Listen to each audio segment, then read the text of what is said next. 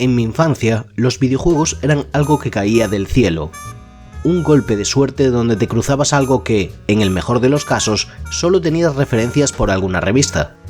A medida que tuve la oportunidad de tomar mis propias decisiones a la hora de comprar juegos sin la supervisión de un adulto, hice un pequeño pacto con un amigo.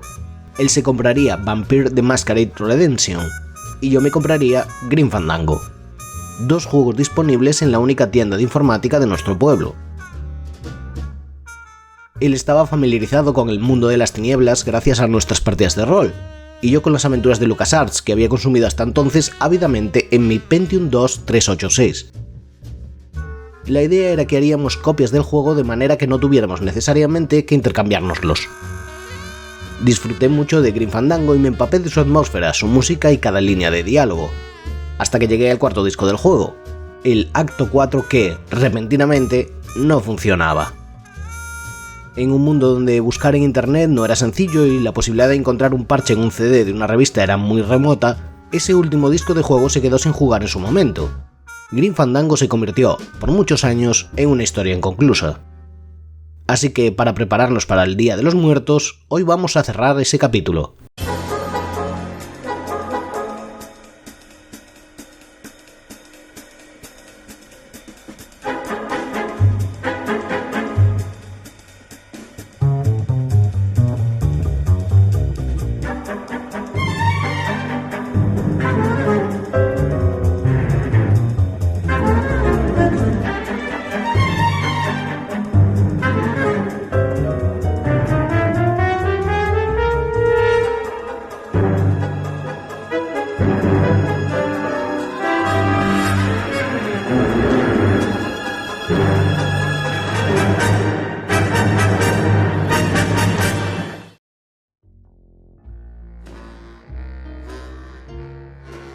Hubo un tiempo en que las aventuras gráficas eran el género por excelencia en ordenadores personales. Debido a muchas de las limitaciones técnicas de la época, los juegos que contenían más acción eran más difíciles de realizar, y en cambio, el tono pausado de diálogo y paisajes idílicos de las aventuras gráficas daban un cariz cinematográfico, o para ser exactos, teatral, a sus historias que la mayoría de la industria no satisfacía. Sin embargo, con avances como los de John Carmack en sagas como Commander King o Doom, el escenario pronto tuvo que cambiar. La cada vez más creciente visión de los entornos 3D como el futuro preveía juegos más dinámicos e inmersivos que no necesitaban del diálogo para integrar al jugador en la escena. Aunque ahora no lo parezca, los primeros juegos en los que desembarcó Tim Schafer no fueron un éxito. Tras escribir diálogos en The Secret of Monkey Island y Monkey Island 2, solo Maniac Mansion: Day of the Tentacle fue un verdadero logro comercial. Esto abrió las puertas a Schafer para proponer ideas más arriesgadas en un momento en que LucasArts, disimuladamente, iba pivotando hacia juegos de acción de Star Wars ante la llegada de las ediciones especiales. Schafer y Dave Grossman trataron de escribir premisas para posibles terceras partes de Monkey Island y Maniac Mansion, pero sería el primero quien aprovecharía la oportunidad para buscar conceptos radicalmente nuevos. Las propuestas de Schafer fueron 2 aventuras, una road movie de moteros en un mundo en una América al estilo Mad Max y otra que se desarrollaría durante el Día de los Muertos en México. Aprobada la primera, Schafer sacó Full Throttle, con un presupuesto de 1,5 millones, más del doble que Day of the Tentacle, en CD-ROM e incluyendo secuencias pre-renderizadas en 3D. Vendió 1 millón de unidades, lo que significaba permiso de los mandamases en LucasArts para que Schafer pudiera también realizar su siguiente proyecto, Grim Fandango. Ahora, con 3 millones de presupuesto y la necesidad de hacer una aventura más grande ante varias quejas de lo breve que había sido Full Throttle, se aventuraba el intento de modernizar las aventuras gráficas a las exigencias modernas, con un entorno 3D que implicaba deshacerse del legendario SCAM System, el motor que había acompañado los grandes títulos de la compañía durante más de una década. El nuevo motor, basado en el Sith Engine de Jedi Knight Dark Force 2, usaría el lenguaje Lua, gracias a la insistencia del programador Brett Mogilevsky, pero también contenía parte del código SCAM, y Muse y algunos ajustes en 3D que sobrevivieron de Outlaws, o códex de vídeo de Rebel Assault. El enorme cambio a 3D suponía deshacerse de aquello que había definido al género, y en especial a LucasArts, como era la mecánica de point and click y la gestión de verbos. Schafer ya había simplificado estos verbos en una rueda de iconos en Full Throttle, siguiendo una similar simplificación en Sam & Max Hit the Road, pero ahora quería deshacerse de un elemento que no solo parecía arcaico, sino que suponía una barrera para nuevos jugadores acostumbrados a ser el protagonista en entornos 3D y no un titiritero al otro lado de la pantalla. Schafer no estaba muy convencido por el terrible aspecto de los juegos en 3D de la época hasta que vio BioForge. Los movimientos de tipo tanque suponían colocar al jugador como el centro del universo, donde los objetos no se encontraban a la izquierda o a la derecha de la pantalla, sino a la izquierda o la derecha del personaje, y por tanto todo rotaba en torno a este. Fondos pre-renderizados y cámaras fijas eran soluciones técnicas que permitían los enfoques más dramáticos que una historia de cine negro requería.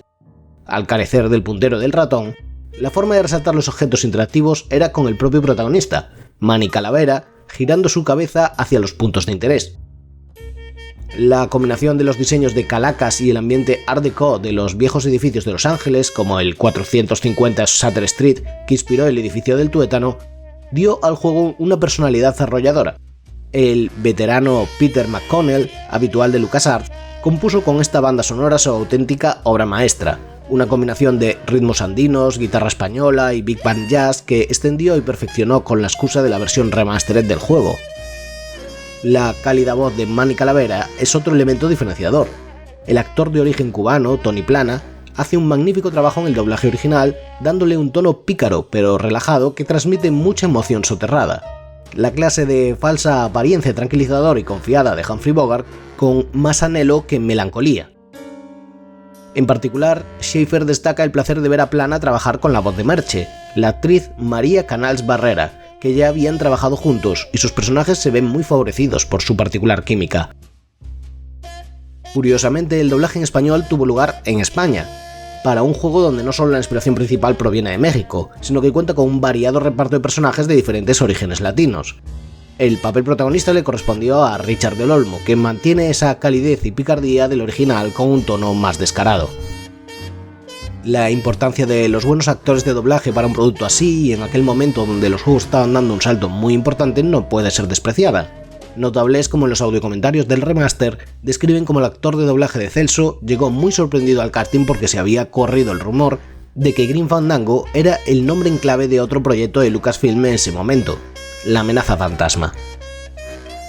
Para la escena del Casino Calavera, Schafer tomó como referencia The Last Splex para plantear un escenario donde podemos escuchar conversaciones en distintos idiomas, particularmente francés, lo que a su vez se superpone con el claro homenaje a Hilda y Casablanca de este acto. Originalmente, Schafer quería que muchos de los puzzles tuvieran un componente de habilidad, igual que los minijuegos de carreras en Full Throttle, para mantenerse al nivel de las expectativas de los juegos 3D, pero las enormes dificultades técnicas llevaron al equipo a opciones más funcionales. Un puzzle que pedía lanzar un gancho con una cuerda de manera precisa fue simplificado por completo en el resultado final, y personalmente creo que es un acierto. En un principio quería desenterrar la versión original para el metraje de este vídeo, pero múltiples problemas de incompatibilidad gráfica no me permitían grabar la imagen del juego, así que opté por Grim Fandango Remastered, la versión de Double Fine que, además de muy completa, accesible y barata, no concurre en esos problemas. El respeto de la compañía por mantener intacto el valor del juego original merece la pena.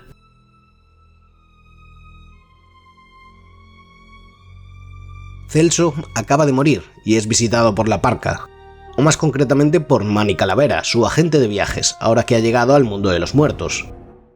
Toda alma debe prepararse para un viaje de 4 años hasta alcanzar el 9º infierno, pero dependiendo del dinero con el que haya sido enterrado, el viaje puede ser más o menos placentero, y desde luego mucho menos peligroso que ir andando.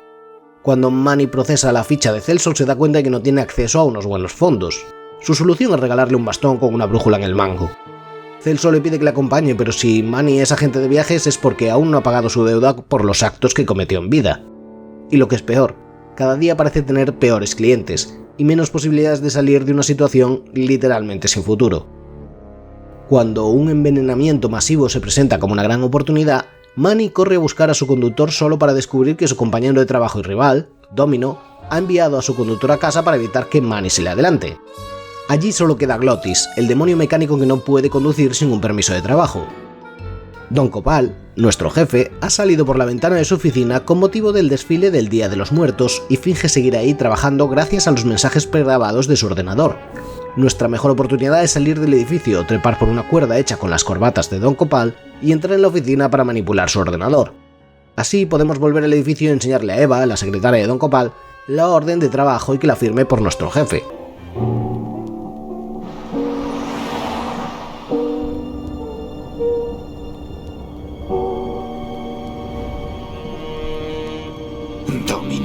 Llegamos a la espantosa tierra de los vivos para encontrar que solo queda un cliente, Bruno. El malhumorado difunto no quiere saber nada de la agencia de viajes, así que Manny le ofrece empaquetarlo dentro de un ataúd con líquido de embalsamiento. Don Copal aparece para echarle la bronca a Manny por sus pésimos clientes. Necesita un buen cliente ahora mismo. El juego no dice nada, lo que puede hacernos sentir un poco perdidos en este momento, pero también cómplices cuando demos con la solución. Tenemos que urdir un plan para robar a un cliente a Domino. Lo mejor es sabotear el sistema de mensajes hidráulicos que un demonio rosa acaba de arreglar. Aquí conseguiremos también un extintor de incendios. Salimos al desfile para pedirle a un payaso que nos haga 3 figuras con globos. 2 son solo gusanos muertos, o globos desinflados. Pero para el tercero pedimos a Gloria Fuertes, o Robert Frost en el guión original. De paso nos llevamos una barra de pan, que siempre viene bien. Resulta que si llenamos los globos desinflados con los 2 líquidos de embalsamiento, pueden crear una reacción cuando entren en contacto. Además, son de exactamente el mismo tamaño que el tubo hidráulico de los mensajes en nuestra oficina. El demonio vuelve para arreglar el sistema y comprobamos cómo detiene el aire dentro del tubo con una tarjeta. Dejamos el pestillo de la puerta abierta para que no se cierre cuando el demonio termine y entramos. Usando nuestra fiel baraja de cartas somos capaces de leer un mensaje para Domino. Su nuevo cliente es nada menos que Mercedes Colomar, una voluntaria de buen corazón que murió de varicela. En el garaje, Glottis nos espera con un coche modificado sin permiso. Adicto a la velocidad, el demonio quiere compensar la tardanza durante el envenenamiento, así que ahora somos capaces de sobrepasar el coche de Domino. Cuando volvemos a la oficina con Merche, resulta que sus registros son tan malos como los de Celso y Bruno. Algo no encaja. Don Copal aparece para echarle la bronca a Manny, momento que Merche, convencida de que no se merece otra cosa que recorrer su viaje de 4 años a pie, se marcha sin más. Don Copal nos dice entonces que Merche merecía un billete en el número 9, el tren directo al 9º infierno que todos ansían. Molesto por toda su desobediencia y sabotaje, Don Copal encierra a Manny en el garaje. Cuando trata de abrir la puerta, una misteriosa figura cuestiona su lealtad al sistema.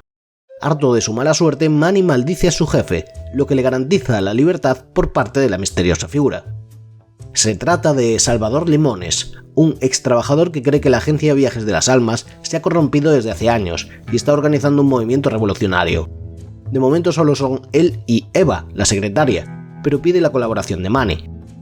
Este solo quiere poder alcanzar a Merche y redimir sus acciones, pero Salvador solo le permitirá ir tras ella si antes le ayuda con algo sustancial para su movimiento: encontrar palomas mensajeras para llevar las comunicaciones secretas. Debemos llegar al tejado de nuestro edificio volviendo a subir por la cuerda de corbatas. El problema es que la escalera a la azotea está rota. Podemos entrar furtivamente en el despacho de Domino y robar de su cajón una estatua de coral cuya importancia no nos será revelada hasta más adelante, lo cual lo hace un objeto muy confuso por su presencia e importancia en esta sección. Con el coral y la cuerda de corbatas, improvisamos un gancho y accedemos a la azotea.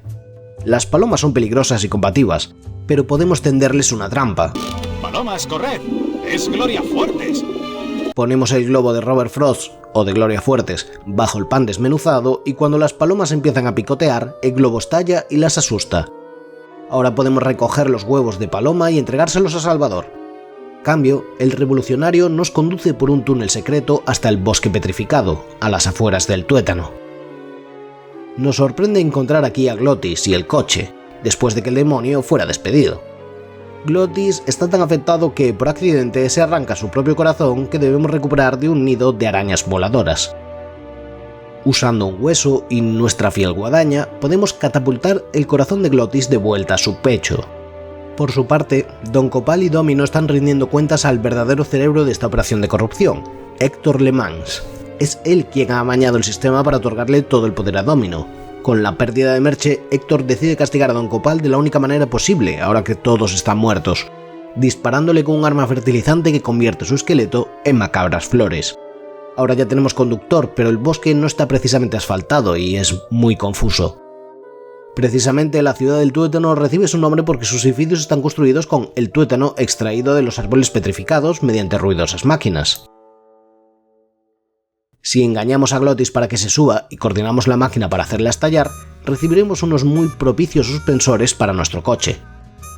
El último obstáculo son los castores demonio que hacen presas con los huesos de los muertos. Colocándonos cerca de la orilla y con el extintor de incendios podemos usar los huesos como cebo e ir extinguiendo cada castor. Para salir de la presa necesitamos una llave y la única forma de conseguirla es resolviendo el laberinto del bosque. Usando un cartel como improvisada vara de Zaori, damos con un espacio secreto bajo el bosque donde encontramos la susodicha llave. Nuestra próxima parada es la ciudad de Rubacava, el lugar ideal para esperar la llegada de Merche, si es que nos hemos adelantado. La profunda niebla hace que nos caigamos al agua, así que somos rescatados por un marino llamado Velasco que hace buenas migas con Glottis. En un pequeño restaurante encontramos a Celso limpiando. Él está aquí esperando a su mujer. Si le contamos la historia a Velasco y le enseñamos la foto de la mujer de Celso, el marino se dará cuenta de que vio a la mujer zarpar hace tiempo. De hecho, tiene en su poder la lista de pasajeros de ese barco. Manny le enseña la lista a Celso y este no da crédito a sus ojos. Dispuesto a seguir a su mujer, Celso abandona su trabajo. Manny decide que es una buena idea tomarle el relevo hasta que Merche aparezca.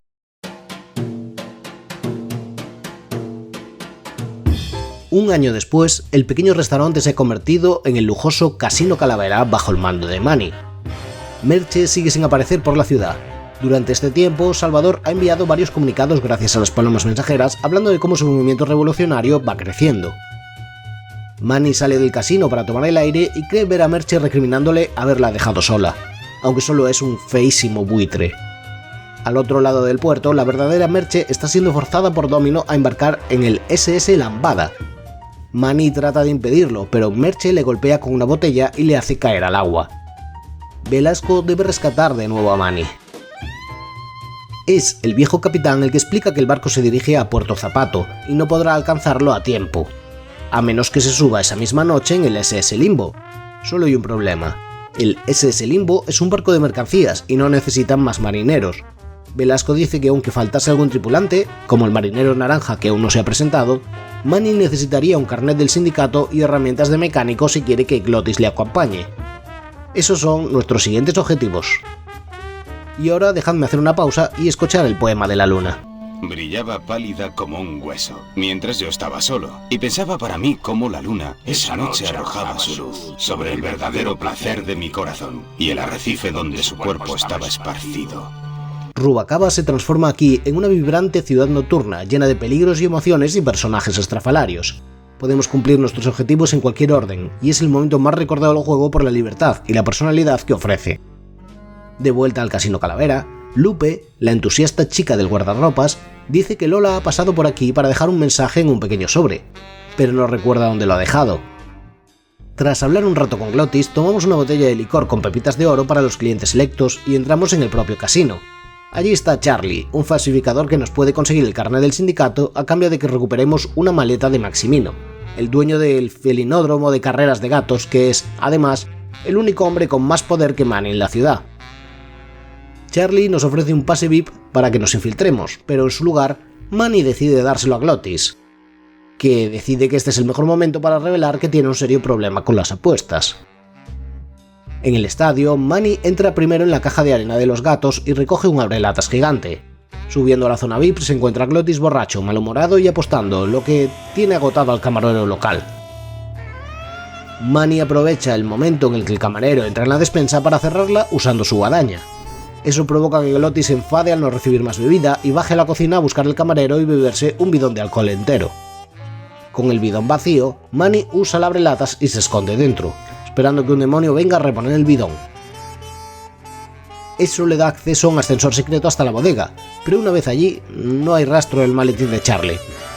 Tenemos que meter la máquina elevadora dentro del ascensor y usarlo para parar el ascensor y abrir sus puertas en un piso intermedio secreto. Allí encontraremos el maletín. El problema es que Charlie nos ha usado. El maletín está lleno de falsificaciones de billetes para el número 9. Al menos antes de huir con el maletín, Charlie nos da el falso carnet del sindicato como compensación. Buscando al marinero naranja nos encontramos en el club Big Blue Casket, regentado por Olivia, la novia de Maximino. Allí se encuentra Lola, amiga de Manny y periodista que ha pillado en fraganti a Olivia con Nick, el abogado de Maximino. Esto no puede acabar bien. Un grupo de Binks de izquierdas está discutiendo en una mesa. Si les mostramos nuestra correspondencia con Salvador, dejarán de vernos como un estirado parte de la élite y aceptarán que somos un revolucionario infiltrado en las altas esferas. A cambio recibiremos un ejemplar de El Capital. En la cocina del Blue Casket encontramos una jeringa para pavo y recogemos con ella parte del líquido que hay en el fregadero. A lo lejos se divisa una vieja locomotora averiada donde el huraño Toto Santos tiene su estudio de tatuaje. Allí se encuentra el marinero naranja, bebiendo alcohol durante el proceso para soportar el dolor. Manny entra y abre la nevera y el cajón de las verduras de Toto para distraerle con el ruido y aprovechar el momento para usar la jeringa de pavo y drogar la bebida de naranja. El pobre marinero solo está inconsciente, pero ahora Manny puede robarle su placa de identidad. En la zona alta de Rubacava podemos intentar subirnos al dirigible, pero antes pasamos por el sistema de seguridad que lleva Carla, otra amiga de Manny. Carla claramente siente algo por Manny y mantienen un constante coqueteo. Si Manny bebe del licor de oro y pasa por el detector de metales, Carla tendrá una excusa para llevarlo adentro e interrogarlo. Aunque en realidad la pobre Carla solo quiere a alguien que le escuche y poder desahogarse. Por mucha paciencia que tengamos, Carla no se calla, así que cuando Manny le interrumpe, Carla se enfada con él y tira su detector de metales por la ventana. Manny baja al estadio de vuelta a la arena de los gatos, y usa el filo de su guadaña para localizar el detector de metales y rescatarlo de entre los excrementos. Así, Manny puede ir hasta la morgue, donde el forense Membrillo filosofea sobre la vida. En el mundo de los muertos, la única forma de irse para siempre sin llegar al noveno infierno es que tu cuerpo sea disparado con un fertilizante. La criminalidad en Rubalcaba ha ido aumentando en los últimos años, y Membrillo está demasiado viejo para ese trabajo. Manny suelta las placas de identificación de naranja en uno de los cadáveres y le ofrece a Membrillo el detector de metales. Así es como el forense deduce que el marinero naranja ha muerto y llama a Velasco para comunicárselo. Ya tenemos nuestro hueco en el SS Limbo. Buscando herramientas para Glottis, Manny se acerca hasta las abejas estibadoras, demonios al servicio de arreglar y descargar los barcos. Están muy enfadados con sus condiciones de trabajo, pero parece que les falta una manera de expresar ese descontento. Nada que una buena dosis de marxismo no vaya a arreglar. ¡Pedirá que los peces gordos de la industria construyan estos barcos con el polen de la explotada clase trabajadora! ¡Así que debemos luchar! Eso sí, inmediatamente Terry, el líder abeja, será arrestado por desorden civil. No vamos a dejarlo ahí. Necesitamos conseguirle un buen abogado, y Manny solo conoce a un abogado en toda la ciudad, el detestable Nick. Volviendo a la sala VIP del estadio, allí se encuentra Nick, esperando a reunirse con Maximino. Manny amenaza a Nick con contarle a su mejor cliente su aventura con Olivia, lo que provoca que Nick decida ir a hablar con Maximino para asegurarse de que no sospecha nada. El abogado se ha dejado su pitillera sobre la mesa y Manny le ha parecido ver que tenía un compartimento secreto. Llevándosela a Carla y haciéndole creer que es una bomba, la agente de seguridad detonará la pitillera revelando en su interior una pequeña llave. El único sitio donde la llave encaja es un lejano faro. Al abrir la puerta, Manny se encuentra a Lola a punto de florecer. Nick le ha disparado tratando de recuperar la foto, pero ella la ha escondido. Oh, Manny, la culpa la tengo yo, siempre enamorándome de los malos. ¿Sabías que hace tiempo sentía algo por ti? Pero estabas tan colgado por Merche que pensé que no tenía oportunidad. Lola, ¿dónde está la fotografía? Habría tenido oportunidad. No importa. Tras lo que probablemente sea la declaración de amor más triste de la historia de los videojuegos, Lola solo deja tras de sí una pequeña postal con un dibujo de una lengua. Entregamos la postal a Lupe y nos entregará por fin el mensaje de Lola. Solo dice el ancla oxidada. Podemos preguntar en muchos sitios por ella, recibiendo distintas respuestas, pero solo una es la correcta. Mencionándole a Toto el ancla oxidada resulta ser un diseño de tatuaje suyo. Cuando el tatuador busca en su libro de diseños, resulta que alguien ha dejado dentro una foto finish de una carrera de gatos. Muy misterioso. Nos dirigimos a las taquillas del estadio y debemos solicitar la foto finish que se corresponde con la fecha de la foto, buscando algunas pistas como saber qué día Maximino se declaró a Olivia con un dirigible, que estalló y mató a su gato favorito durante una carrera. Dentro del sobre de la foto finish encontramos la foto que Lola tomó de Nick y Olivia besándose. Ahora podemos enseñarle la foto a Nick y obligarle a que saque a Terry de la cárcel. Con Terry fuera ya tenemos las herramientas para Glottis, dado que las abejas no las necesitarán porque pretenden montar una huelga. Por supuesto no podemos irnos sin, al menos, darle un buen puñetazo a Nick por matar a la pobre Lola. Solo hay un problema, Glottis sigue apostando, incapaz de contenerse. Si hemos prestado atención en el Casino Calavera, veremos que el jefe de policía Bogen es un habitual. Y no solo eso, hemos trucado la mesa para que siempre gane, una forma algo sutil de soborno. Si has visto Casablanca, no necesitas saber lo que hay que hacer a continuación.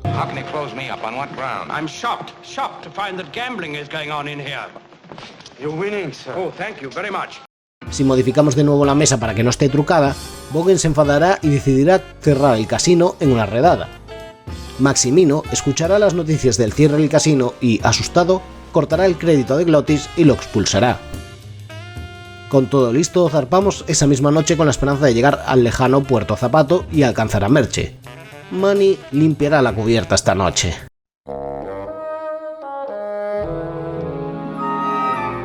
Un año más tarde, sí, otra vez, Manny ha vuelto a las andadas, convirtiéndose en el capitán del SS Limbo, ahora llamado SS Lola.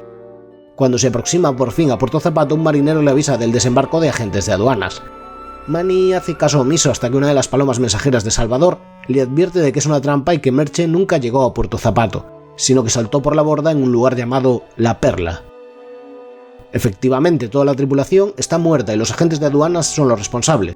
Por suerte, Glottis nos encierra con él en la sala de máquinas. Los agentes colocan un explosivo en la puerta, así que Manny no tiene mucho tiempo. Haciendo uso de las anclas oxidadas del barco y de los timones, Manny puede enredar un ancla con la otra, levarlas y usar su guadaña para acercarlas al ojo de buey, haciendo que envuelvan el barco. Al retirar una de las anclas, todo el conjunto se mueve y rasga el casco del barco, lo suficiente como para poner al máximo la marcha atrás y que la sala de máquinas se desprenda. Con esta precaria embarcación, Manny y Glottis casi consiguen alcanzar las coordenadas de la Perla, pero el medio barco no puede más y se hunde. En el fondo del mar, protegidos solo por un foco, no podemos ir a ningún sitio. Si esperamos un poco, aparecerá Chepito. ¡No contaban con mi astucia! Un muerto que ha decidido hacer su viaje por la Tierra de los Muertos, no en barco, sino caminando por el fondo del mar. Por desgracia está muy desorientado y no deja de dar vueltas en círculos. Chepito lleva una luz que le permite ignorar a todos los demonios submarinos, así que cuando vuelve a pasar por su lado, Manny tira de Chepito y le pide a Glottis que lo sujete. Usando a Chepito como improvisada linterna, Manny y Glottis se acercan a las coordenadas de la Perla. Resulta que se trata de un pulpo gigante que captura a todas las pobres almas que naufragan en la zona. Engañando a Chepito para que se quede atrapado en una roca y el pulpo lo capture, Manny y Glottis se suben al submarino bajo el pulpo justo cuando éste empieza a conducirlo en dirección al borde del mundo. Allí parece haber alguna instalación minera y en las oficinas Manny encuentra a Merche. La esperada reunión es tan complicada como podíamos esperar. Merche fue raptada por Domino, que la estaba usando como cebo para Manny, pero Merche le golpeó con la botella para evitar que subiera a bordo del SS Lambada. Nada de eso importa porque ahora ambos están en los dominios de Domino. Domino utiliza las almas que naufragan en la Perla como esclavos para extraer coral. En realidad, toda una tapadera para ocultar la verdad. Que esas almas no pueden regresar porque sus billetes para el número 9 han sido robados y entregados a gente que se lo merecía menos, pero tenían más dinero y poder. Glottis intercede, pero Domino, que no tiene interés en el demonio, lo lanza por el borde del mundo. Además, deja inconsciente a Manny.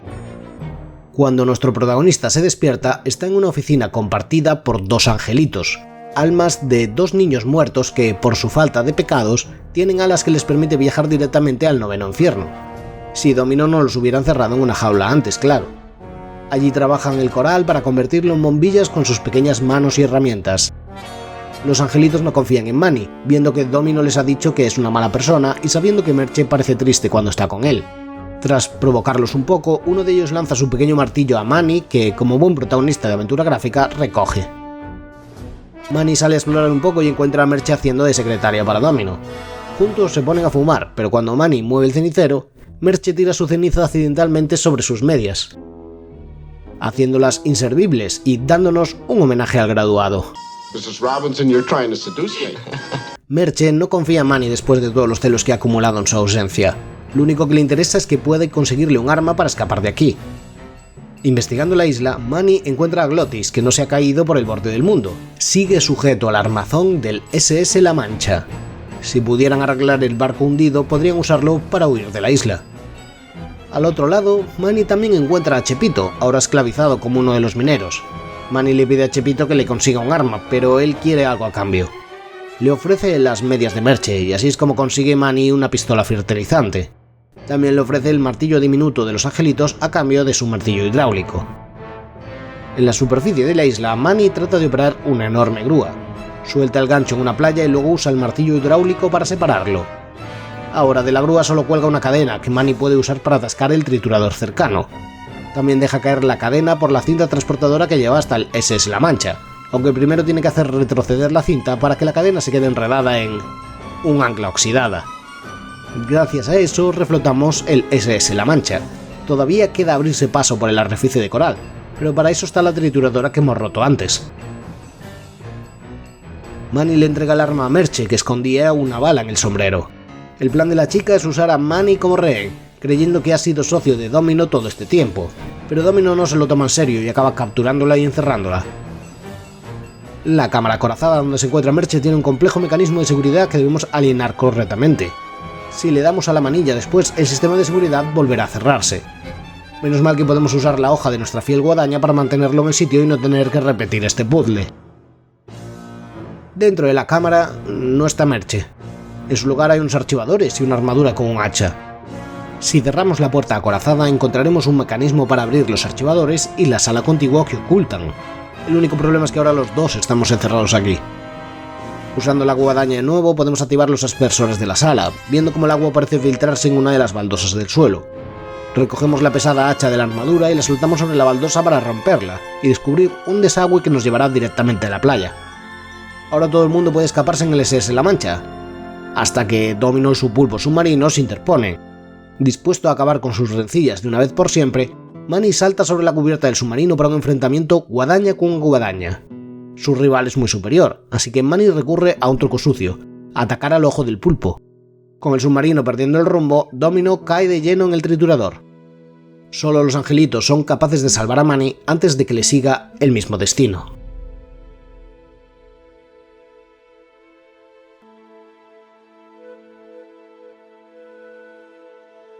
Un año más tarde, lo tendríais que haber visto venir, los supervivientes de El Borde del Mundo atraviesan la nieve hasta la última parada del número 9, las puertas del noveno infierno.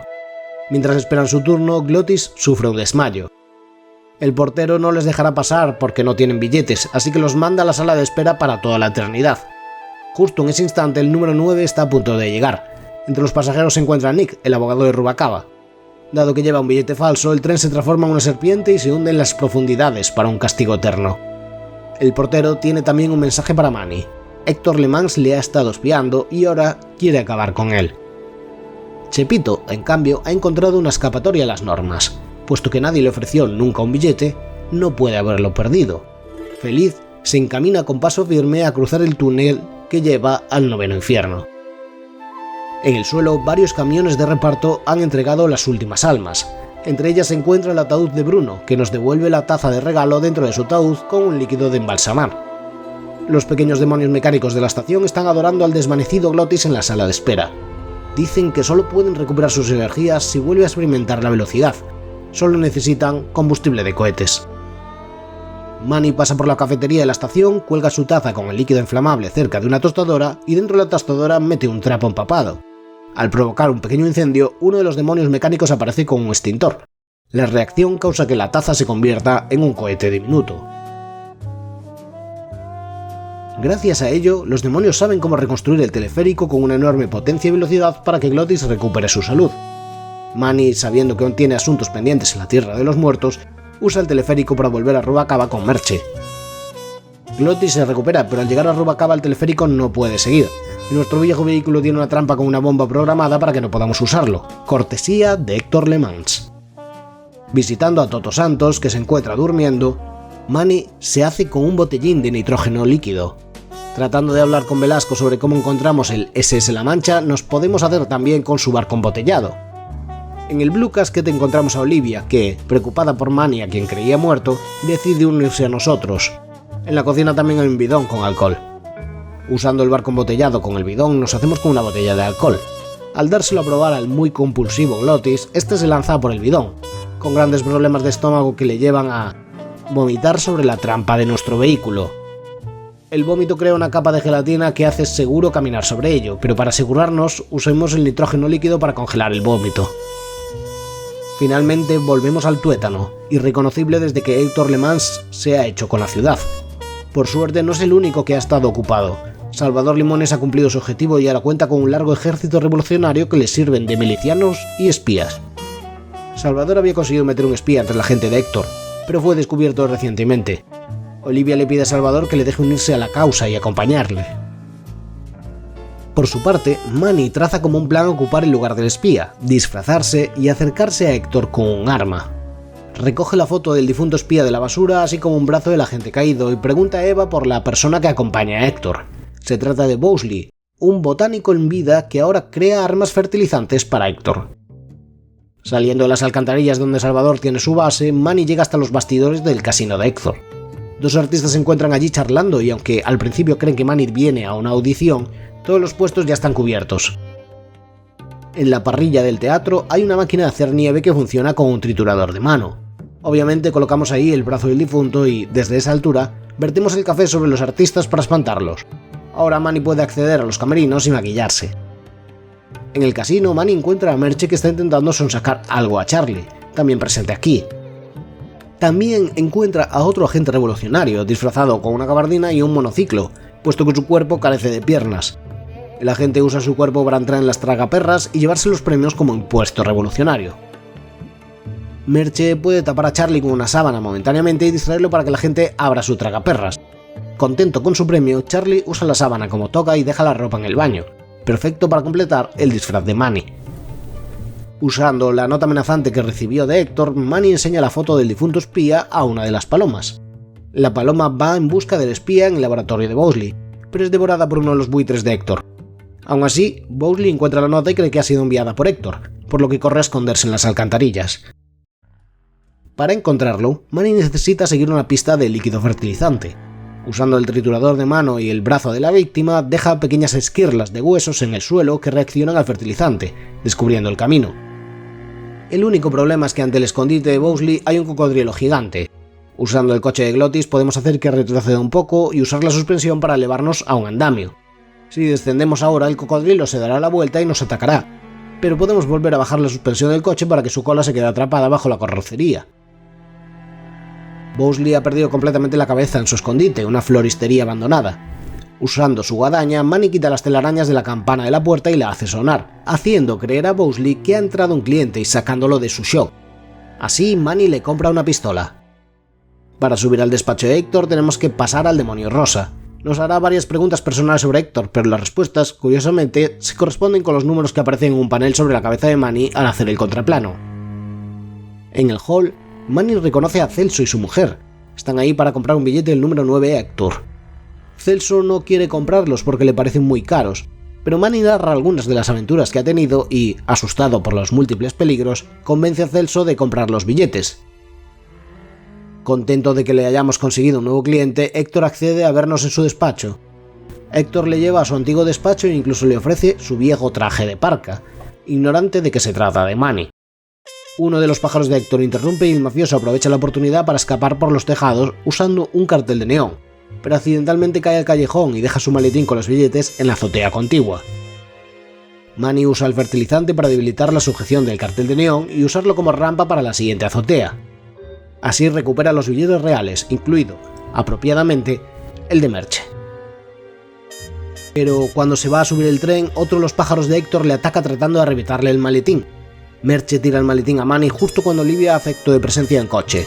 Manny se sube con el maletín para descubrir que les ha traicionado y decapitado a Salvador. Olivia lleva a Manny al refugio de Héctor, un invernadero lleno de flores. Héctor no está allí para hacer un monólogo. Dispara a Manny con fertilizante de efecto retardado para hacerlo sufrir. Manny trata de huir, pero se desploma mientras una flor brota de su pecho. Usando el nitrógeno líquido, Manny consigue congelar el proceso. Manny vuelve al coche y la cabeza de Salvador le advierte de que hay un arma en el maletero, pero la llave está enterrada junto a su cuerpo en algún lugar de los campos que rodean el invernadero. Olivia los interrumpe, pero Salvador escupe su saliva llena de fertilizante en la cara de Olivia antes de convertirse en un ramo de flores. Tomando el billete del maletín que le había correspondido a Salvador, Manny lo usa para que lo conduzca hasta el cuerpo del líder revolucionario y la llave del maletero. Hay mucha munición y podemos meternos en un tiroteo con Héctor en el invernadero, pero hay una solución más elegante: verter la munición en el depósito de agua y que el invernadero estalle. Con la amenaza destruida, Merche y Manny toman su correspondiente asiento en el número 9. Antes de pasar la última estación, Manny debe despedirse de Glottis que, como demonio, no puede abandonar la tierra de los muertos. Y así, en una agridulce despedida, sin saber qué será de ellos una vez crucen este último túnel, termina esta aventura.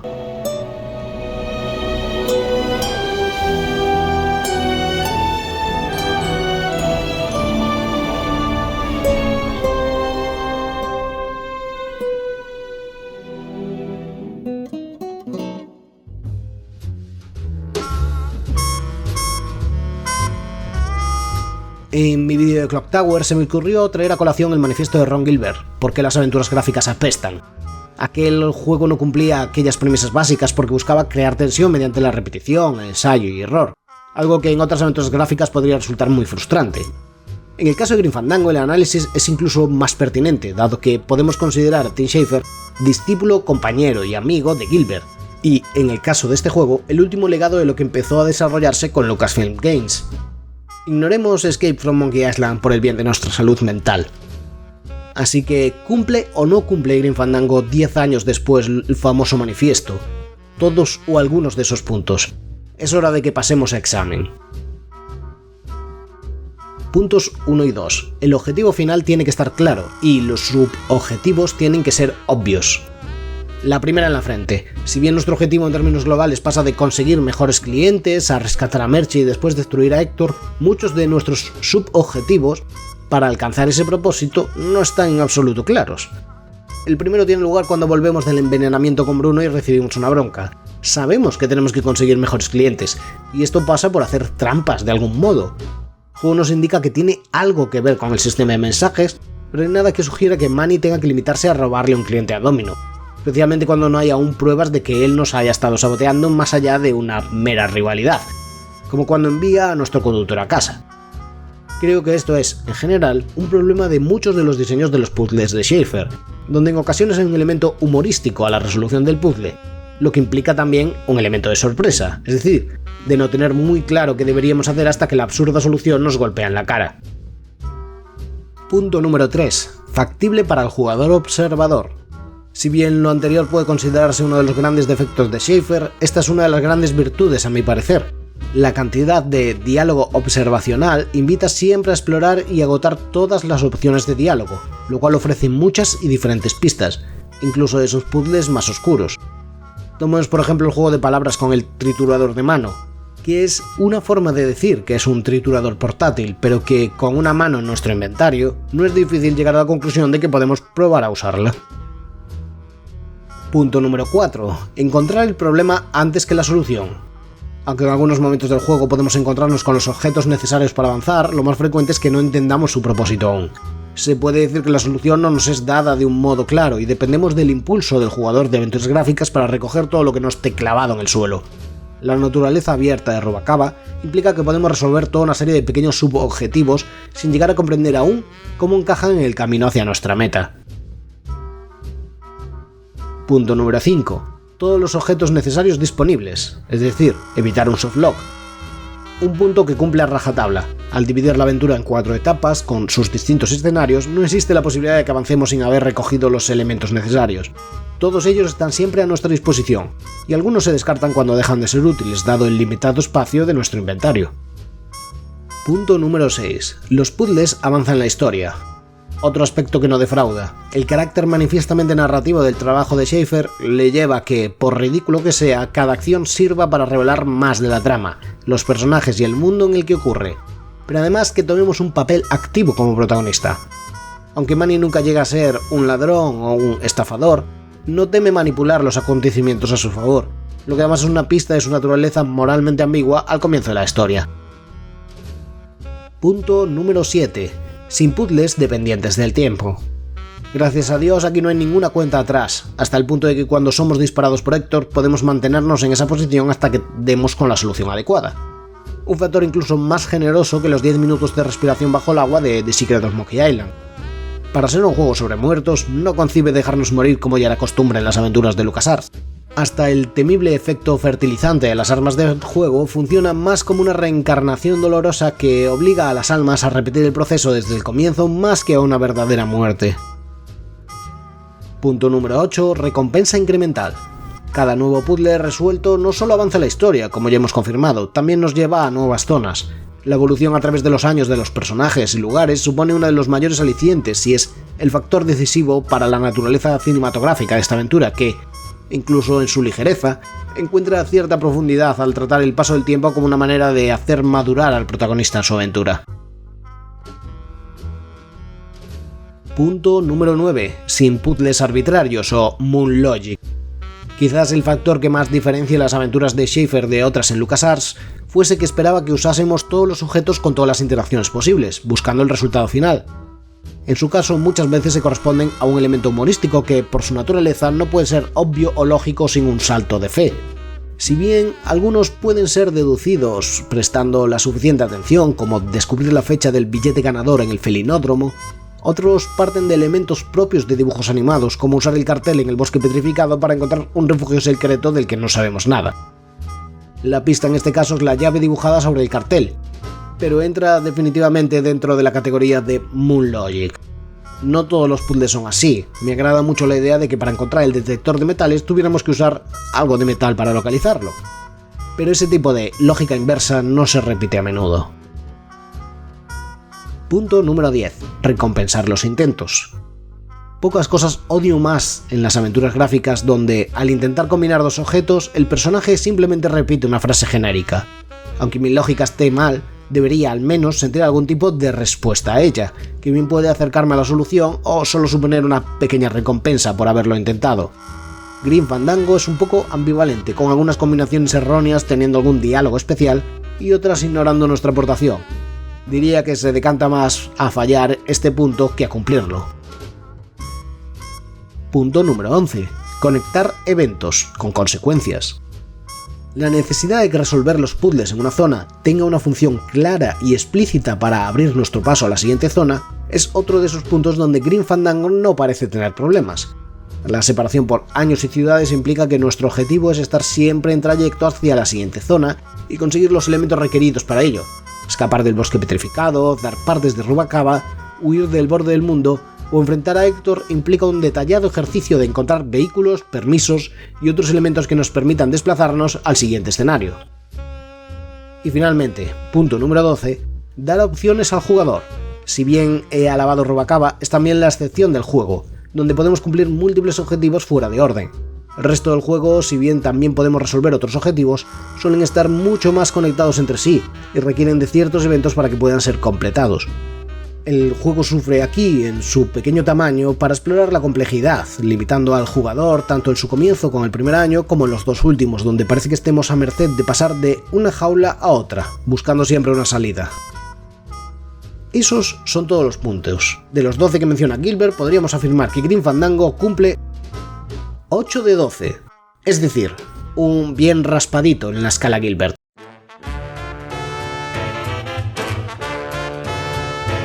Grim Fandango ha sido señalado como el juego que mató las aventuras gráficas. Su magnífica presentación no compensó lo primitivo de su salto al 3D con controles algo torpes y lo abstracto de algunos de sus puzzles, pero supone también una transición en el estilo de escritura de Tim Schafer, ahora mucho más enfocado en los personajes que en los juegos de palabras ingeniosas, sin renunciar de todo a ellos. Schafer tomó muchos elementos de su vida personal en el juego. Por ejemplo, el puzzle con las palomas está inspirado en un trabajo donde Schafer tuvo que limpiar un tejado similar de excrementos de paloma, donde a veces encontraba huesos de estos pájaros. Es fácil trazar una similitud entre Manny y Schafer, el joven prometedor en la gran empresa que se siente atrapado e incapaz de crecer, aunque su resistencia y potencial parecen ilimitados. La única vía parece salir fuera de un sistema corrupto, así que a nadie le sorprende que, aunque Schafer estaba trabajando en otro proyecto, finalmente abandonó la compañía en enero del año 2000 para crear Double Fine Productions. Schafer también atribuye muchas de sus influencias a acudir a sesiones de cine negro en San Francisco. El Casino Calavera tomó elementos de Hilda, como las mesas trucadas, o Casablanca con el inspector de policía o Glottis como pianista. El puzzle de Carla con el detector de metales y su actitud con Manny está sacado del Sueño Eterno, así como el invernadero del enfrentamiento final. El papel de Manny como agente de viajes involucrado en una trama criminal recuerda a la premisa de Perdición. Los trabajadores del muelle con Terry toman inspiración en los estibadores de La Ley del Silencio. Y en general todo el juego y en especial la relación con Merche toma más de un elemento de retorno al pasado. En este mundo donde tus pecados son una deuda que pagar y uno puede falsificar y traficar con la indulgencia plenaria, la corrupción campa a sus anchas. El sistema, incluso el sistema que controla nuestras mismas almas, nos ha fallado y abandonado y trabajadores con talento se ven obligados a jugar con las cartas marcadas. Poco de ello importa realmente, sobrevivimos y, si somos afortunados, compartimos esta no vida con otras almas gemelas. Una de las consecuencias más evidentes del paso a 3D era que muchos espacios parecían ahora relativamente vacíos, con habitaciones y pantallas que solo servían un único propósito en el juego frente a la diversidad de otras aventuras gráficas. Esto se debía a que la manera de resaltar los objetos con Manny girando su cabeza solo podía darse cuando hay pocos objetos y muy distantes entre ellos, para evitar que las zonas de interacción se solapasen. Es una experiencia restrictiva y controlada, lo que permite ese hálito cinematográfico, pero también perjudica a la fluidez de la jugabilidad. Las aventuras gráficas 3D posteriores tuvieron también sus notables problemas. La ya mentada Escape from Monkey Island repitió algunos de los peores vicios de Grim Fandango, pero además tuvo la osadía de hacerlo con una historia y guión mucho menos inspirado, siendo la peor secuela de la más querida saga del género. Muchos juegos posteriores se dividirían en mantener la perspectiva lateral o incluso la isométrica con elementos renderizados en 3D, o seguir el modelo Myst de desplazarte en un entorno en primera persona. This War Noir es quizás el mejor ejemplo en seguir los pasos de Grim Fandango. El ambiente de cine negro mezclado con la presencia de la muerte en su forma de parca y una trama algo abstracta que requiere cierta familiaridad con la famosa obra de Terry Pratchett, lo convierte en casi un juego obligado tras pasar por el de LucasArts.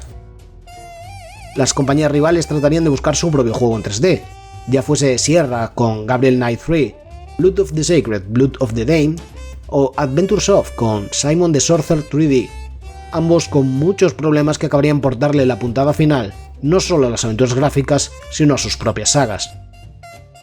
Pero las aventuras gráficas no murieron, sufrieron y quedaron relegadas, al parecer sin sitio en las consolas y al ritmo de juego moderno, pero siguió vigente a través de Europa y Japón, así como la escena fan. No podemos entender el género sin asumir que la Nintendo DS acercó las aventuras gráficas japonesas como Another Code, 3 Memory, a un público mayoritario y casual.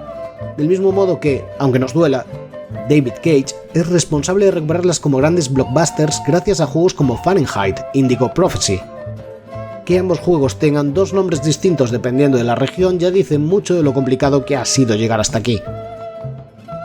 No hay esa vigencia del 3D en los juegos posteriores de Telltale o Wadjet Games, lo que lo ha devuelto a ser un género más asequible y centrarse en sus propios nichos de jugadores.